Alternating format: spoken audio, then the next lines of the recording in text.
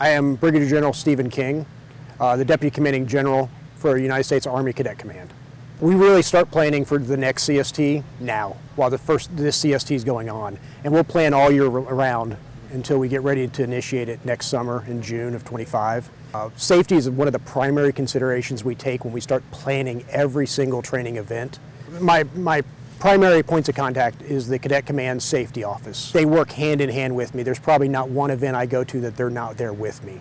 This training is we really make it mentally and physically tough on these cadets. So we take them to the edge sometime, to the point where they're a little uncomfortable. So that includes not only the environmental factors like the heat, but also heights. They're going to be out in the woods day and night, so we're taking a look at those type of things of how we can ensure their safety. We have the rappel tower. It's a 60-foot tower, so we have rappel masters that are certified and qualified. Many of them come back year after year. Because we trust them, we of course do the safety validation checks on that tower twice during the summer, in fact. We have the basic rifle marksmanship.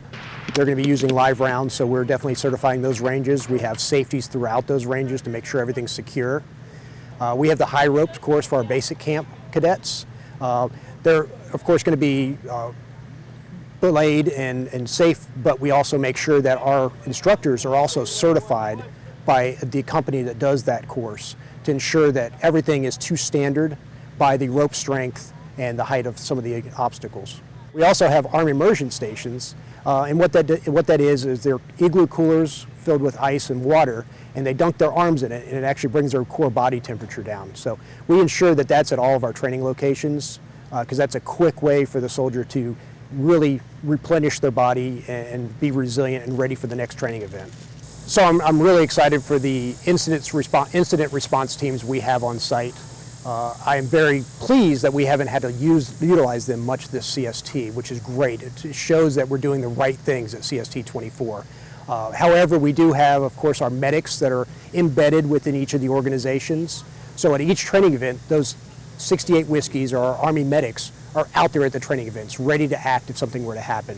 Then we move it up from there through communication. We have on-post ambulance services, and then we have air medevac assets that can fly in at a moment's notice, and they're ready to transport a cadet from here to whatever location. It could be a civilian hospital as far away as Louisville, depending on the category of the incident.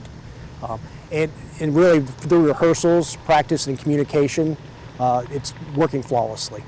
We're looking at training future Army officers and leaders. So they've got to learn how to take care of themselves, but also to take care of their soldiers.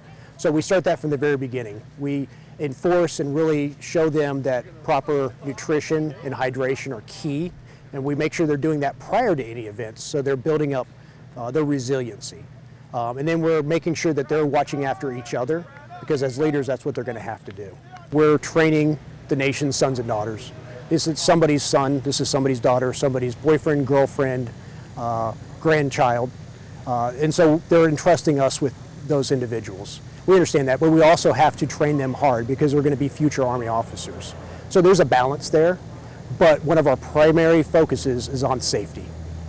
Because we can train them as hard as we want, but if they're not safe, we're not going to be able to have them as Army officers in the future.